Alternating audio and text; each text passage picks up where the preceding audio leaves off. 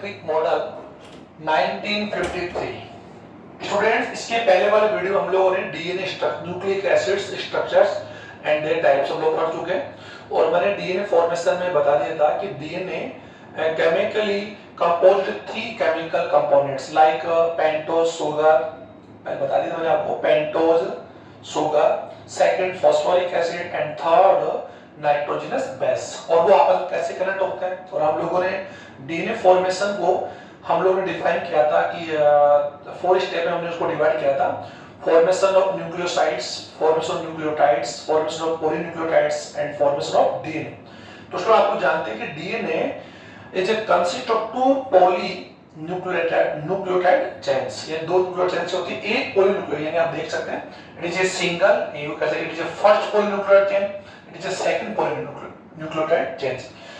Both polynucleotide chains are anti-parallel and polarity, यानी actual में क्या होते हैं कि उनकी जो पोलैरिटी होती है वो एक्चुअल में क्या होती है, अपोजिट होती है। और एक ही पोलैरिटी अगर बात कर सकते हैं like first polypeptide, first polynucleotide की जो पोलैरिटी है वो 5 प्राइम टू थर्ड प्राइम, ये हम लोग पढ़ चुके हैं। और ये मैंने बता दिया था कि प्राइम यहाँ पर जो पेंटोज शुगर में जो कार्बन्स है उसको हम लोग प्राइम बोलते हैं, क्योंकि कार्बन्स नाइट्रोजन जो बेस होते हैं उसमें भी पाए जाते हैं। तो ये एक पॉलीन्यूक्लियोटाइड जो चेन है उसकी एक पोलैरिटी, अगर बात यूज की polarity to one polynucleotide is 5 prime to third prime, तो जो सेकंड पॉलीन्यूक्लियोटाइड जो चेन होगी उसकी वो कैसे होगी, 3 प्राइम टू 5 प्राइम होगी। आप देख सकते हैं।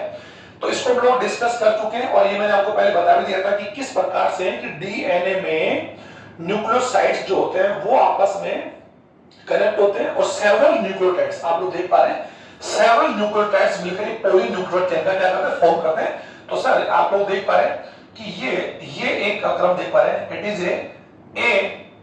ये एक न्यूक्लियोटाइड्स है और इस प्रकार several nucleotides connect each other phosphodiester bond and form a polynucleotide chain. तो this is a first polynucleotide chain, it is a second, और दोनों polynucleotides आपस में हाइड्रोजन बॉन्ड से, यानी उनके जो नाइट्रोजन जो बेस होते हैं वो हाइड्रोजन बॉन्ड से कनेक्ट होकर एक डीएनए फॉर्म करते हैं। और हम जान सकते हैं कि वाटसन और क्रिक ने डीएनए मॉडल को double helical model of DNA given by Watson and Crick in 1953। Okay sir, तो हम इसके बारे में डिस्कस करें और ये मैंने आपको बता भी दिया था। अब डीएनए वाटसन क्रिक के जो मॉडल की बात हम करें उसको जानने से पहले मैं यहाँ पर कुछ डीएनए से रिलेटेड कुछ इंफॉर्मेशन आपको देना चाहूंगा। हालांकि इसके पहले वाले वीडियो में दे चुके हैं कि सबसे पहले अगर बात भी कर सकते हैं, सबसे फर्स्ट टाइम डीएनए जिसे हम न्यूक्लिक एसिड कहते हैं उसको फ्रेडरिक माइस्टर, ये मैंने आपको पहले वाले वीडियो में बता दिया था, फ्रेडरिक माइस्टर। ओके स्टूडेंट्स, ये सबसे पहले इसने देखा फर्स्ट, और इसको डीएनए को न्यूक्लियो देखा और उसको क्या नाम दिया, nuclein, and called it nuclein. And further this content या this component renamed nucleic acid by Altmann, हम लोग पढ़ चुके हैं। Due to its acidic nature, यानी इसके एसिडिक नेचर की वजह से अल्टमैन ने इसी न्यूक्लियन को क्या बोला, न्यूक्लिक एसिड। ओके स्टूडेंट्स, इसके बाद में यू कह सकते हैं न्यूक्लिक एसिड अल्टमैन ने इसको दिया। और डीएनए जो नेम था, यानी कह सकते हैं कि नेम यू कह सकते हैं डीएनए नेम्ड गिवन बाय, मैंने बता दिया था। अब बात है जैक्रिस। ओके, तो जैक्रिस ने दिया और इसी डीएनए स्ट्रक्चर को लेकर रोजलिन, यू कह सकते हैं एक 2 ग्रेट साइंटिस्ट थे, एक तो Wilkins and Franklin.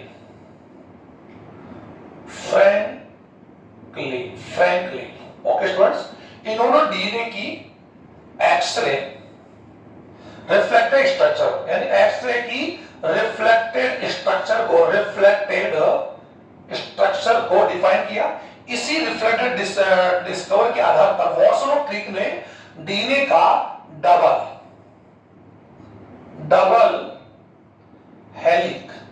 Helix model of DNA. Okay student, और ये एक्चुअल में वाटसन और क्रिक का जो मॉडल था ये सबसे ज्यादा, यू कह सकते हैं सबसे ज्यादा फेमस डीएनए का मॉडल है, जिसको से बता सकते हैं कि डीएनए एक डबल हैंडेड या डबल हेलिकल एक स्ट्रक्चर है, और वो उसकी स्ट्रक्चर कैसे होती है वो हम लोग अभी इसी वीडियो के माध्यम से हम देखेंगे।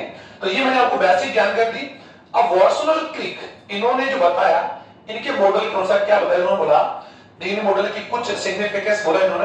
पहली बात हम लोग बताना चाहूंगा कि DNA molecule, you can DNA molecule is consist of two polynucleotide chains, one both polynucleotide chains are anti-parallel। इसको आप कंफर्म करें, इसका जो पहला था anti parallel, okay student, anti parallel and इनकी पोलैरिटी, जो पोलैरिटी थी इनकी क्या थी, एंटी थी, और एक्चुअली दोनों की आप देख पा रहे हैं, ये एक न्यूक्लियोटाइड्स पॉलीन्यूक्लियोटाइड्स है और ये दूसरा पॉलीन्यूक्लियोटाइड्स है। और आप लोग जानते हैं, हम लोग पहले बता भी चुके हैं कि पॉलीन्यूक्लियोटाइड जो होते हैं वो कंसिस्ट ए सेवरल न्यूक्लियोटाइड्स, और आप देख पा रहे हैं कि it's a single nucleotides, second, third और फोर्थ, इस प्रकार several polynucleotides connect each the phosphodiester bond, it is a phosphodiester bond, okay student, और हेल्प इसमें कौन करता है, फास्फेट इसमें हेल्प करता है, और ये मैं बता भी दिया था। इस प्रकार से टू पॉलीन्यूक्लियोटाइड चेन्स होती है, वो हाइड्रोजन बॉन्ड से कनेक्ट होकर डीएनए मॉलिक्यूल का क्या करती है, फॉर्म करती है, ये हम लोग पढ़ चुके हैं। अब इसी में इन्होंने बोला कि डीएनए जो मॉलिक्यूल्स है या डीएनए के जो अणु है, वो पहले बात तो सबसे पहले हम उनका डबल स्ट्रैंड, ये तो हम लोग बता चुके हैं कि DNA molecule is A double strand, और ये हम लोग पहले पढ़ चुके हैं, double strand structure. It is chemically composed of three chemical components या कंपाउंड्स। फर्स्ट पेंटोस शुगर हम लोग पढ़ चुके हैं, ये इसके अंदर पेंटोस शुगर है, it is a pentagon structure, ये फॉस्फेट है और वो नाइट्रोजन बेस, ओके स्टूडेंट, ये तीन केमिकल इसके अंदर पाए जाते हैं। और डबल स्ट्रैंड होने की वजह से जो डीएनए के जो दोनों हेलिक्स है या दोनों स्ट्रैंड्स है, वो एक एक्सेल के ऊपर यानी एक एक्साइल के ऊपर राइट हैंडेड क्या करते हैं, कोल्ड करते हैं, या सिंपल बोलेंगे both polynucleotide chains are anti parallel polarity, one of them एक ही पोलैरिटी 5 प्राइम टू 3 प्राइम, ये पढ़ चुके हैं, एक की पोलैरिटी क्या होगी, फर्स्ट 5 प्राइम टू 3 प्राइम, और सेकंड की पोलैरिटी क्या होगी, 3 प्राइम टू 5, ओके। तो इसका मीन होता है कि डीएनए के एक पॉली न्यूक्लियोटाइड का जो ये 5 प्राइम का जो कैसा ये जो पोल है, या ये कह सकते हैं ये जो एज है, ये दूसरे के थर्ड के पास होगा, आप देख पा रहे हैं, इसको मैं इस प्रकार समझा सकते हैं, आप समझे। और ये इसकी तुलना हम लोग एक स्टीरियो में सीरीज कर सकते हैं, ये इसका 5 है, ये थर्ड है, ये थर्ड है, और ये कौन है, 5 है। तो यूं कह सकते हैं दोनों की जो पोलैरिटी आप देख रहे हैं, दोनों की पोलैरिटी की आप जो पोलैरिटी आप देख रहे हैं, वो क्या है, डिफरेंस है, ये दोनों एक्चुअली क्यों पैरेलल है, यानी दोनों के बीच का जो डिफरेंस है, इनकी जो डायमीटर्स है वो एक्चुअली कितनी है, 20 एंगस्ट्रॉम, जब हम लोग देख लेंगे। तो ये मैंने आपको बता दिया। और डीएनए मॉलिक्यूल्स एंटीपैरेलल होते हैं, और दोनों ही पोलैरिटी या दोनों ही जो पॉलीपेप्टाइड जो चेन्स होती है वो राइट हैंडेड क्या करती है, कोइल्ड करती है, right handed coiled, okay student, यानी इनका दोनों का जो रोटेशन होता है वो कैसे होता है, राइट हैंडेड, यानी इस प्रकार आप समझ सकते हैं, ये राइट है इस प्रकार से, यानी राइट हैंडेड इनका यू क्या होगा, रोटेशन होगा। तो rotations are equal but polarity are different, both polynucleotide chains. तो इनकी जो रोटेशंस होते हैं वो एक्चुअली कौन सा, राइट हैंडेड होता है। तो ये सेकंड इसका सिग्निफिकेंस क्या हो गया कि डीएनए जो मॉलिक्यूल होते हैं राइट हैंडेड क्या होते हैं, कोइल्ड होता है, ओके। तो दोनों इसके आप लोग समझ पाए, दोनों ही राइट हैंडेड मूव करेंगे, और राइट हैंडेड आप जान सकते हैं राइट हैंड होता है क्लॉक वाइज होते हैं, ओके। लेकिन डीएनए मॉलिक्यूल जो डीएनए की जो वाटसन क्रिक का मॉडल, इसकी हम लोग कैलकुलेशन कर सकते हैं स्टूडेंट, हेलिक्स यानी एक हेलिक्स कैसे कर सकते हैं। आपने देखा होगा कि बड़ी बिल्डिंग्स का स्टूडेंट्स आप देख पा रहे हैं, यहाँ पर एक आप देख लीजिए इस प्रकार की साइज होती है, यानी बड़ी बिल्डिंग के अंदर आपने देखा होगा कि डबल हेलिकल यानी जो केस होती है, हेलिकल घुमावदार जो सीढ़ी होती है, उससे हम लोग कैलकुलेट कर सकते हैं। तो घुमावदार जो सीढ़ी होती है यानी डीएनए की कैलकुलेशन हम लोग कर सकते हैं, जिस प्रकार डीएनए के अंदर क्या होता है कि दोनों पॉलीन्यूक्लियोटाइड जो चेन्स होती है आपस में कनेक्ट होती है नाइट्रोजन बॉन्ड्स के द्वारा होती है। इसके अंदर सबसे मेन जो कंपोनेंट्स है कि एक पॉलीपेप्टाइड चेन आप समझ पा रहे हैं, एक पॉलीपेप्टाइड चेन में जो नाइट्रोजन बेस का जो सीक्वेंस है, नाइट्रोजनस बेस का जो सीक्वेंस है, वो दूसरे पॉलीन्यूक्लियोटाइड चेन के नाइट्रोजन सीक्वेंस का क्या होगा, कॉम्प्लीमेंट्री होगा। यदि हमें एक का अगर यू कर सकते हैं कि यदि हमें एक पॉलीपेप्टाइड चेन के नाइट्रोजन बेसेस का अगर हम लोगों को सीक्वेंस अगर हमें पता हो, तो we can calculate another polynucleotide chains, okay. Like अगर मैं इस प्रकार लिख सकूं, adenine, thymine, guanine, cytosine, thymine, guanine, adenine. Okay student, ये these are sequence या nitrogen sequence on polynuclear chains. Okay, its polarity 5 prime to 3 prime. अगर इसी की जो दूसरी polynuclear chains होगी उसकी polarity 3 prime to 5 होगी, तो हम लोग जान सकते हैं चार्गाफ लॉ के अनुसार हम लोग जानते हैं कि एडेनिन जो नाइट्रोजन बेस होता है always bond with thymine and guanine always bond with cytosine. It's connect with double hydrogen bonds. It connect with triple hydrogen bonds. ये मैंने बता दिया था, ये आप देख पा रहे हैं डबल हाइड्रोजन बॉन्ड्स है, और यहां भी आप देखो डबल हाइड्रोजन बॉन्ड्स और ये ट्रिपल हाइड्रोजन बॉन्ड्स है। और हम जानते हैं कि प्यूरिन, डीएनए के अंदर प्यूरिन जो प्यूरिन जो नाइट्रोजन 20 होता है वो हमेशा किससे कनेक्ट होगा? पिरिमिडिन्स होगा। और हम जान सकते हैं प्यूरिन्स आर 2 टाइप्स और पिरिमिडिन आल्सो 3 टाइप, बट वो 3 टाइप होते हैं, उनमें से यूरेसिल जो होता है, uracil is absent in DNA, it is occur in RNA. ये बताते हम लोग पहले पढ़ चुके हैं। तो इनका जो कनेक्ट होता है, इनकी जो बॉन्डिंग होती है एडेनिन की हमेशा थाइमिन से होगी, और इसको हम लोग चार्गाफ रूल से हम लोग समझेंगे और आप इसको समझ लेंगे कि चार्गाफ ने बताया एडेनिन हमेशा always bond with connect with thymine with double hydrogen bonds, and guanine always connect with cytosine with triple hydrogen bonds. Okay student, और हम जानते हैं नाइट्रोजन जो बेस है, तो इस प्रकार हमें एक का अगर सीक्वेंस मालूम है, तो अगर यहां पर अगर ए होगा तो यू का यहां पर डेफिनेटली क्या होगा? थाइमिन होगा।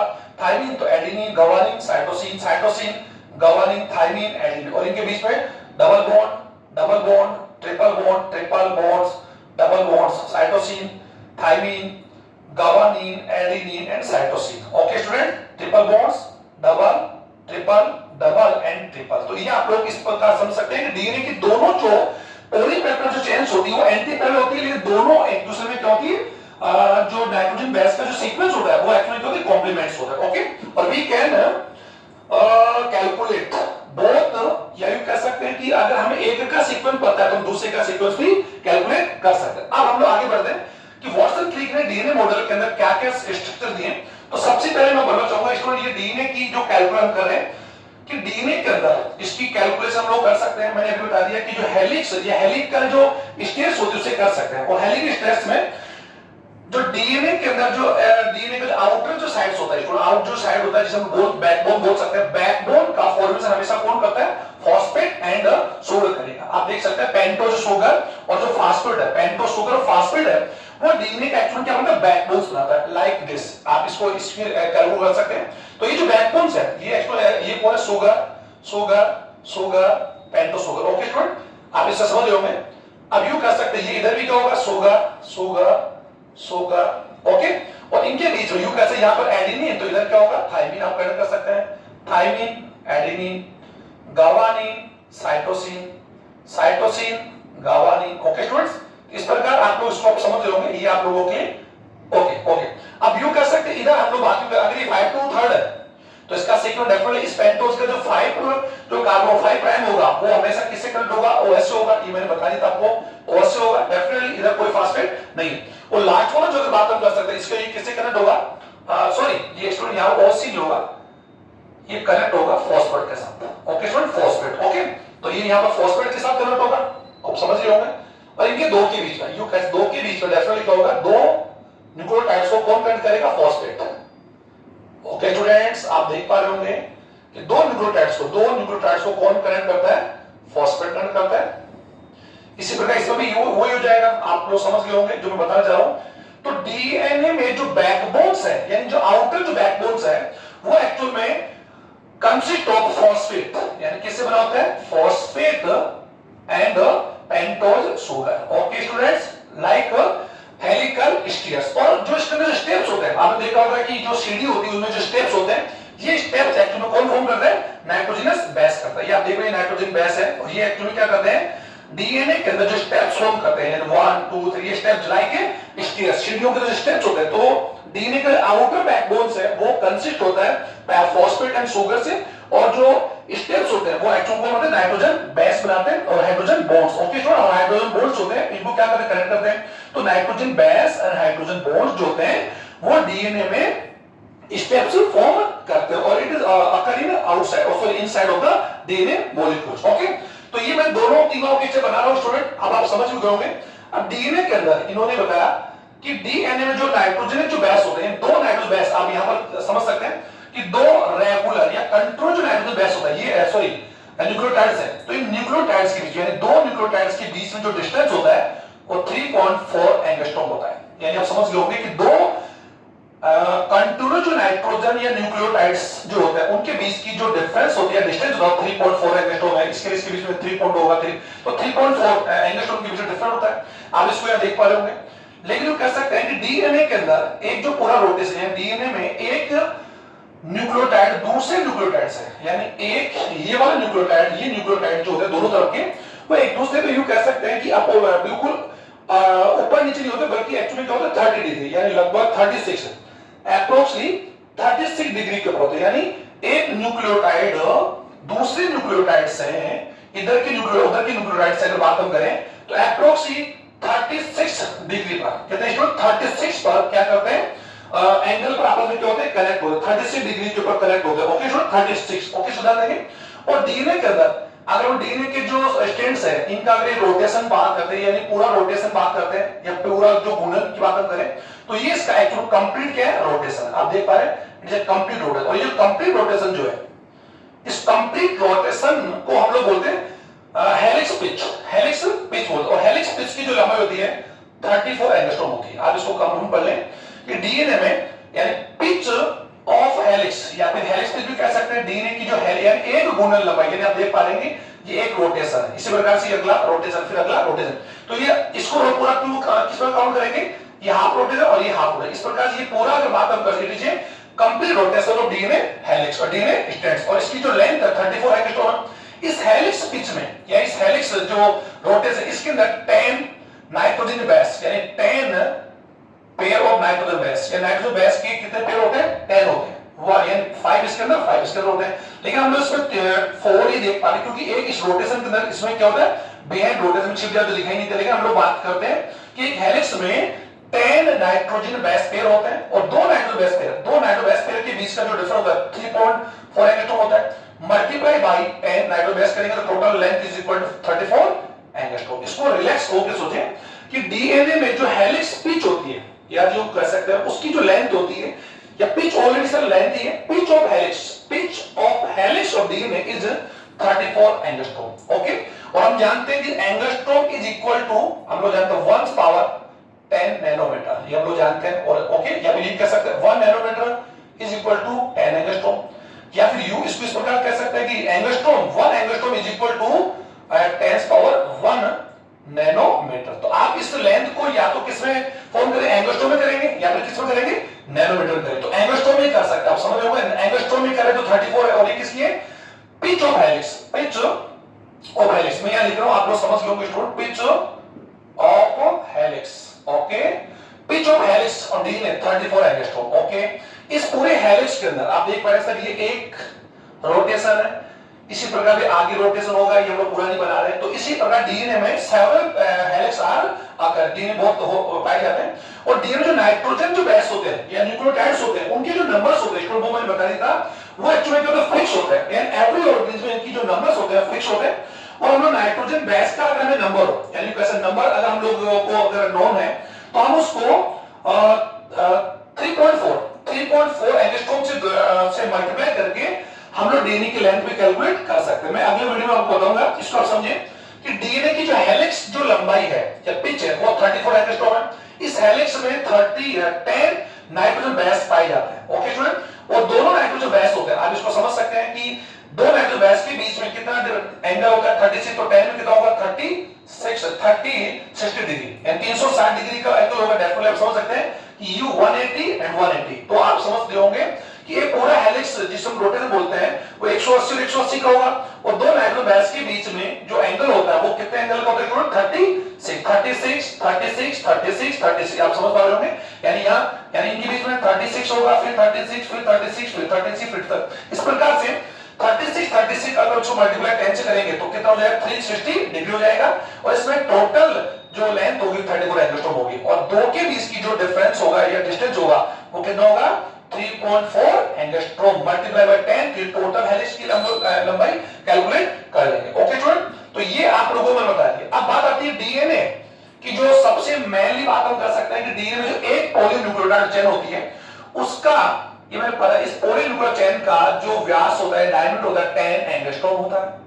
इस जो हम लोग इसका भी कितना होगा, 10 एंगस्ट्रॉम होगा। Okay student, 10। तो टोटल इसका क्या होगा कि डीएनए के दोनों या डीएनए का जो टोटल डायमीटर होगा वो क्या होगा, 20 एंगस्ट्रॉम। और सर हमने डीएनए का जो मॉडल पढ़ रहे हैं वो एक्चुअली कौन सा डीएनए पढ़ रहे हैं, बी डीएनए। ये मैंने पहले बताया ही था कि डीएनए में जो पॉलीन्यूक्लियोटाइड जो चेन्स होती है उनका जो रोटेशन होता है, या उनका ये कह सकते हैं कि जो रोटेट करते हैं वो राइट हैंड या लेफ्ट हैंड है। तो जनरली क्या होता है कि राइट हैंडेड ही होता है, लेकिन अगर रोटेशन लेफ्ट हैंडेड हो तो वो जेड डीएनए होता है। कौन सा, जेड डीएनए। वैसे राइट हैंडेड डीएनए को हम लोग we can divide in 3 types, first B DNA, C DNA, A DNA. और it is the B DNA discovered by, या यू कह सकते हैं discovered by the Watson and Crick model. तो वॉटसन क्रिक का जो मॉडल था वो बी डीएनए का था। तो इसमें दोनों डीएनए की जो पॉलीन्यूक्लियोटाइड चेन्स होती है, मैंने शुरू बोला था कि एंटी पैरेलल पोलैरिटी होती है, तो पोलैरिटी तो वो है, तो दोनों के बीच का जो डिफरेंस होता है कितना होता है, 20 एंगस्ट्रॉम। तो आपको ऐसा लग रहा है कि सर यहाँ तो डायमीटर ज्यादा यहाँ कम होगा, लेकिन ऐसा नहीं, क्योंकि दोनों पॉलीन्यूक्लियोटाइड चेन्स आपस में एक दूसरे क्या करती, कनेक्ट नहीं करती है। आप इसको देख सकते, इसलिए मैंने इसकी कैलकुलेशन, इसका हमने कंपेयर किसे किया था, हेलिकल स्टेयर से, घुमावदार शेड्यूल किया था, घुमावदार। ओके स्टूडेंट्स, रोटेशनल है जो स्टेयर्स होती बड़ी बड़ी बिल्डिंग्स में, तो वही आप समझेंगे कि हमें ऐसा लग रहा है कि जैसे दोनों जो बैकबोन्स होती है स्टेयर्स की वो अब टच कर रही है, लेकिन ऐसा नहीं होता है। डीएनए में दूसरा एक पॉलीन्यूक्लियोटाइड जितना टर्न करता है, जितना कोर मूव करता है, उतना ही दूसरा भी करेगा। तो उनके बीच में किसी प्रकार का कोई भी टच या दोनों के बीच में जो गैप होगा, यानी कह सकते हैं कि पूरी लेंथ में वो कितना होगा, 20 एंगस्ट्रॉम होगा। ओके स्टूडेंट्स, तो डीएनए का व्यास कितना होता है, 20 एंगस्ट्रॉम होता है। एक पॉलीन्यूक्लियोटाइड का डायमीटर कितना होता है, 10 होता है, तो दूसरे कितना होगा, 10, और 10 का 10 is equal to 20। Helix pitch बता दिया 34 होता है। इस हेलिक्स पिच में या इसकी लंबाई की बात हम करें, इसके अंदर 10 पेरोनाइट्रल बेस आकर होते हैं, ये इसकी बात हम कर रहे हैं। जनरली बात हम करें, जेड डीएनए अगर यहां पर होता है तो जेड डीएनए में 12 होते हैं, तो हम लोग उसको बाद में डिस्कस कर लेंगे। और आपको ये भी कंफर्म है कि डीएनए के अंदर एडेनिन नाइट्रोसाइलेट हमेशा थाइमिन से कट होगा, और मैंने यहां पर अलग से बता भी रखा है। और दोनों के बीच यूं कह सकते हैं एडेनिन और गुआनिन दोनों डेफिनेटली एक्चुअली कोरेस्पोंडेंट प्यूरिन है, और इनका स्ट्रक्चर हम लोग पढ़ चुके हैं कि it is A double ring base. या डबल रिंग बेस में आपको बता भी दिया था लास्ट वाले वीडियो में, तो इसको हम लोग ज्यादा बढ़ाने का मतलब ही नहीं है। डीजे फर्स्ट इज हेक्सा और सेकंड इज पेंटागोनल। तो एक्चुअली इसमें क्या होगा कि डीएनए में जो नाइट्रोजनस जो होगा, यानी अगर यहां पर डेफिनेटली अगर यहां पर प्यूरिन है तो इधर क्या होगा, पिरिमिडिन होगा। तो purine always connect with pyrimidine और पिरिमिडिन कनेक्ट विद प्यूरिन। इसी वजह से डीएनए के बीच का जो व्यास या जो डायमीटर होता है एक्चुअली क्या होता है, इक्वल होता है। इसको आप कंफर्म कर लेंगे। और वो भी केवल किसकी वजह से, प्यूरिन की कनेक्टिविटी किससे होती है, पिरिमिडिन से होती है, तो उनके बीच का जो स्पेस होगा वो क्या होगा, इक्वल होगा। तो ये डीएनए की जो कुछ बेसिक जो सिग्निफिकेंस या यूं कह सकते हैं कि जो silent features given by Watson and Crick, जो मैंने आपके साथ डिस्कस किया होगा, इसको आप लोग कंफर्म कर लें कि दोनों पॉलीन्यूक्लियोटाइड की जो पोलैरिटी एक्चुअली क्या होगी, एंटी होगी, but rotation are equal. Rotation कैसा होगा स्टूडेंट, सेम होगा। और वो कैसे होगा, राइट हैंडेड होगा, जो मैं बताया था राइट हैंडेड होगा। दोनों राइट हैंडेड ही क्या करते हैं, कोलिड करते हैं, मूव करते हैं। ओके स्टूडेंट, उन्हें क्या कह सकते हो इसको हम लोग सूडो एक्सिस के ऊपर, यानी कहते हैं सूडो एक्सिस के ऊपर क्या करते हैं, मूव करते हैं, लेकिन दोनों कनेक्ट ईच अदर, बीच में कनेक्ट होते हैं। लेकिन कहीं पर भी दोनों पॉलीन्यूक्लियोटाइड जो चेन्स होती है वो नाइट्रोजन बॉन्ड्स यानी इनके द्वारा कनेक्ट होती है, लेकिन इनके बीच की जो डिस्टेंस होती है वो 20 एंगस्ट्रॉम होती है। तो ये मैंने कुछ बेसिक जानकारी दी। एक बेसिक जानकारी देना चाहूंगा स्टूडेंट कि डीएनए में जो पॉलीन्यूक्लियोटाइड जो चेन होती है, तो ये पेंटोस शुगर है और ये भी इधर पेंटोस शुगर है, आप देख पा रहे होंगे। तो पेंटोस शुगर, अगर बात पेंटोस एक न्यूक्लियोटाइड की पेंटोस शुगर दूसरी पेंटोस शुगर के बीच का जो डिफरेंस होता है वो 11 एंगस्ट्रॉम होता है। कितना होता है, 11 एंगस्ट्रॉम होता है। और फिर शुगर्स यू कैसे, पेंटोस शुगर फास्फेट के बीच में डिस्टेंस 4.5 एंगस्ट्रॉम, इधर भी 4.5 एंगस्ट्रॉम। टोटल अगर हम कैलकुलेट करेंगे कितना होगा स्टूडेंट, 20 होगा। आप समझ पा रहे होंगे। और डीएनए में किस प्रकार आप लोग देख सकते हैं कि डीएनए के अंदर ये कनेक्शन आप देख पा रहे होंगे कि डीएनए के अंदर पेंटोस शुगर हमेशा नाइट्रोजन बेस के साथ हमेशा ग्लाइकोसिडिक बॉन्ड से कनेक्ट होता है, और न्यूक्लियोटाइड जो कनेक्ट होता है वो फास्फोडाइस्टर बॉन्ड से कनेक्ट करता है, और नाइट्रोजन बेस जो होता है उनमें हमेशा हाइड्रोजन बॉन्ड्स होते हैं। तो बॉन्ड्स आप ध्यान देंगे कि नाइट्रोजन और बेस के बीच में कौन से बॉन्ड होंगे स्टूडेंट्स, हाइड्रोजन बॉन्ड्स होंगे। और पेंटोस शुगर और जो नाइट्रोजन है जो बेस होता है, ये हम लोग पढ़ चुके हैं, मैं बता दिया था कि नाइट्रोजनस बेस में और इसके बीच में जो बॉन्ड होगा वो कौन सा, ग्लाइको एसिडिक होगा। और फास्फोडाइस्टर बॉन्ड की बात करते हैं, फास्फेट और इसके बीच में जो करंट होता है वो एक्चुअली कौन सा होता है, ईस्टर बॉन्ड होता है। और दो न्यूक्लियोटाइड को एक्चुअली में कौन जोड़ता है, इसमें फॉस्फेट जोड़ता है, जो फॉस्फोडाइस्टर बॉन्ड। तो ये आपको इसका विषय ध्यान दें। तो डीएनए मॉलिक्यूल को लेकर वाटसन क्रिक की जो बेसिक जानकारी मैंने आपको प्रोवाइड करवा दी। तो ये भी आप मॉडल देख पा रहे होंगे, इसके अंदर आप देख रहे हैं कि और एक हेलिक्स पिच की बात हम कर रहे हैं, इसमें 10 न्यूक्लियोटाइड पेयर्स होते हैं और दो न्यूक्लियोटाइड पेयर्स के बीच की जो डिस्टेंस होती है 3.4 एंगस्ट्रॉम होती है, उसको हम लोग मल्टीप्लाई करेंगे। तो अभी मैंने बता दिया था 3.4 एंगस्ट्रॉम मल्टीप्लाई 10। ओके स्टूडेंट, तो इसको मल्टीप्लाई करें तो कितना आ रहा है 34 एंगस्ट्रॉम। और आपको ये मालूम है कि दो न्यूक्लियोटाइड्स जो होते हैं उनके बीच में एक्चुअल 36 डिग्री, कितना 36 डिग्री होता है। और आप जान सकते हैं पूरा रोटेशन बनता है, तो 36 रोटेशन में कितने न्यूक्लियोटाइड्स होंगे, 10 होंगे, 10 प्लस होंगे, तो मल्टीप्लाई उसको 10 से करेंगे तो कितना आएगा 36 डिग्री। इस प्रकार हम लोग इनके एंगल को भी कैलकुलेट कर रहे हैं स्टूडेंट्स और इनकी डिस्टेंस को भी कर रहे हैं। तो डिस्टेंस तो कितनी है, यानी जो पिच ऑफ हेलिक्स है 34 है और इनका जो रोटेशन जो एंगल है वो कितना है 36 डिग्री। ओके स्टूडेंट, तो ये मैंने पूरी बेसिक जानकारी आपको देने का प्रयास किया और ये इंपॉर्टेंट है फॉर नीट एग्जाम से, एम्स एग्जाम से और फर्दर कॉम्पिटिटिव एग्जाम्स के लिए। अब इसी वीडियो के माध्यम से मैं छोटा सा एक कंसेप्ट और चाहूंगा, चार ग्राफ लो हम लोग, इसके साथ हम लोग स्टडी करें ज्यादा बेटर होगा। चार ग्राफ इरविन, सर इरविन चार ग्राफ। ओके सर, इस चार इरविन चार ग्राफ ने यू कह सकते हैं डीएनए मॉलिक्यूल के लिए एक सिंपल रूल दिया। ओके, और ये सिंपल मैथमेटिकल रूल है, एक कैलकुलेटेड एक रूल है जिसके द्वारा हम लोग यूं कह सकते हैं कि डीएनए मॉलिक्यूल में जो नाइट्रोजन है जो बेस होता है उनके बीच में क्या रिलेशन होता है, उनके नंबर्स, उनके परसेंटेज या कंसंट्रेट वी कैन कैलकुलेट, हम लोग फार्मूला कर सकते हैं। बट इरविन चारगाफ का जो रूल्स है ओनली, अगर बात यूं कर सकते हैं, this rule only consider for double strand DNA. ये ध्यान देंगे, डबल स्ट्रैंड डीएनए के, यानी डबल स्ट्रैंड डीएनए के लिए होगा जिसमें दो पॉलीमर चेंज होगी। सिंगल स्ट्रैंड आरएनए और सिंगल स्ट्रैंड डीएनए के लिए ये कंफर्म या प्रेफर नहीं करते, इसको ध्यान दें, डबल स्ट्रैंड डीएनए के लिए होगा। इसमें ये बताया कि डीएनए में जो नाइट्रोजन है बेस होता है, ये तो हम मालूम कि नाइट्रोजन बेस जो होते हैं प्यूरिन और pyrimidine होते हैं, प्यूरिन टू टाइप होता है, pyrimidine टू टाइप होता है। इन्होंने बताया कि एडविन ऑलवेज कनेक्ट थाइमिन और गवानिन ऑलवेज कनेक्ट विद साइटोसिन। ये कंफर्म है, इसको देखें। तो इन्होंने अपने रूल्स में क्या बोला, कॉमन सी इन्होंने बता दिया कि द टोटल कंसंट्रेट, आप इस प्रकार से कह सकते हैं, the total concentrate of adenine is equal to total, ऐसा भी कह सकते हैं कि total concentrate of purine, total concentrate of purine is equal to total concentrate of pyrimidine। ये तो हम लोग जानते हैं कि डीएनए एडेनिन एंड प्लस, ये एक्चुअल में क्या होगा स्टूडेंट, प्यूरिन है। इनके जो टोटल जो कंसंट्रेट है वो एक्चुअल में साइटोसिन और थाइमिन के इक्वल होता है, यानी इनका इनका। और अगर हम इसको इस प्रकार या एक तो ये कर सकते हैं, या दूसरा उन्होंने ये बताया कि एडेनिन और थाइमिन, एडेनिन और थाइमिन और गवानिन और साइटोसिन का जो रेशो होता है वो हमेशा क्या होता है, इक्वल कांस्टेंट होता है और इज इक्वल टू 1 होता है। इसको भी आप समझ लें, यानी इन्होंने अपने फार्मूला या अपने रूल्स में बहुत ही बेसिक बात बताई कि टोटल कंसंट्रेट या total concentrate of purine nitrogen base is equal to total concentrate of pyrimidine। और मैं यहां पर आपको लिख भी रहा हूं, purine is equal to pyrimidine। लेकिन ये उन्होंने ये नहीं कहा कि adenine is always adenine equal to guanine, ये नहीं बोला उन्होंने। Cytosine is equal to thymine, इन्होंने ये नहीं बोला। तो इन्होंने ये भी बात, और इनका इक्वल क्या होगा, इनका जो रेशो होगा वो कांस्टेंट होगा और क्या होगा, 1 होगा। अब हम जान सकते हैं कि डीएनए एडेनिन और जो थाइमिन जो होगा वो क्या होगा, इक्वल होगा। ये डबल बॉन्ड नहीं, इक्वल है, थाइमिन के बराबर होगा।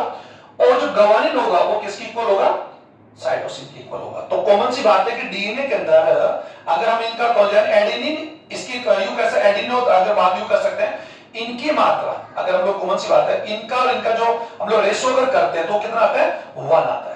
क्योंकि हम समझ सकते हैं, यानी इसको तो आप लोग कैलकुलेट कर ही लेंगे, ऐसी बात नहीं है। तो ये मैंने आप लोगों के बेसिक जानकारी को मैं बताया।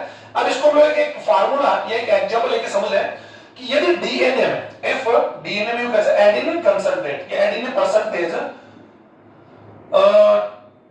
25% इन डीएनए, तो व्हाट विल कंसंट्रेट ऑफ गवानिन, यानी गवानिन के हम लोगों से क्या पूछ रहे हैं, कंसंट्रेट पूछ रहे हैं। और आप लोगों को अभी मैंने बता दिया कि एडेनिन और यू कह सकते हैं प्यूरिन, यानी इनकी जो कंसेंट होता है थाइमिन और साइटोसिन के इक्वल होता है, और इनका रेशो आप लेंगे तो 1 होगा, कर लेंगे। अब एडेनिन इज इक्वल टू 25%, तो गवानिन की वो पूछ रहे क्या होगी। तो डेफिनेटली हम लोग कर सकते हैं स्टूडेंट, हम लोग इसको इस प्रकार भी कर सकते हैं कि दोनों की जो कैलकुलेशन होती है, इस प्रकार हम लोग क्या कर सकते हैं, adenine plus thymine is equal to 10 minus guanine minus cytosine. इस प्रकार फार्मूला कर सकते हैं, या फिर ये इधर ले सकते हैं कि दोनों का टोटल परसेंट कितना होगा, 100 होगा। तो हमें इसमें ग्वानिन के परसेंट कैसे निकालें, तो हमने जान सकते एडेनिन इज इक्वल टू 25%, तो then thymine also 25%। Okay student, इस फार्मूला से होगा नहीं होगा, अब समझ पा रहे होंगे। तो यू इनका दोनों का जो टोटल होगा वो कितना हो जाएगा, 50% हो जाएगा। और 50% अगर हो जाता है तो फिर बाकी इसको 100 में माइनस करेंगे, 50 इज इक्वल टू कितना बचेगा, 50। अब 50 जो बचेगा वो किसका बचेगा, ग्वानिन एंड थाइमिन का बचेगा। ये कॉमन सी बात, ग्वानिन और किसका बचेगा, साइटोसिन का बचेगा। और दोनों का जो मात्रा होगी, ये मैंने पहले बताया कि guanine is equal to cytosine होगा, तो इसके इक्वल टू 50 होगा, 50/2 इज इक्वल टू 25। तो ग्वानिन का परसेंटेज में क्या होगा, 25 होगा। ओके स्टूडेंट्स, ये आप लोगों ने समझ लिया होगा। अब मैं आप लोगों को एक एग्जांपल और बता रहा हूं, अगर आप इसको समझेंगे तो बहुत ही आप लोगों के लिए सही रहेगा कि यदि एडेनिन एंड थाइमिन की बात करें, ये तो कंफर्म है कि एडेनिन हमेशा थाइमिन के इक्वल होगा, ये यहां बॉन्ड से मतलब नहीं है या क्वांटिटी से। और जो ग्वानिन होगा वो एक्चुअल में साइटोसिन के बराबर होगा। और ये मैं आपको लिख रहा हूं, एडेनिन कभी भी इसके इक्वल नहीं होगा, थाइमिन कभी भी इसके इक्वल नहीं होगा, यानी ये कभी इक्वल नहीं होंगे, ये इक्वल होगा। और इनका रेशो अगर इनका दोनों का रेशो जो होगा वो 1 होगा, इसका रेशो भी क्या होगा, 1 होगा। और हम लोग टोटल कैलकुलेट करके देखेंगे तो भी वो 1 ही आ जाएगा। ये तो आप लोग समझ होंगे, इसमें कोई इसमें किसी प्रकार का प्रॉब्लम नहीं है। इसको ऐसे कर सकते हैं, ये भी आप लोगों को अगर समझ सकते, G+C is equal to 1 to adenine guanine and you कर दिया, सॉरी इस प्रकार नहीं होगा, adenine plus guanine is equal to C+D is equal to 1। ये मैं बता दिया कि प्यूरिन का कंसंट्रेट और पिरिमिडिन का जो कंसंट्रेट जो रेशो होगा वो एक्चुअली क्या होगा, कांस्टेंट होगा, इक्वल 1 होगा।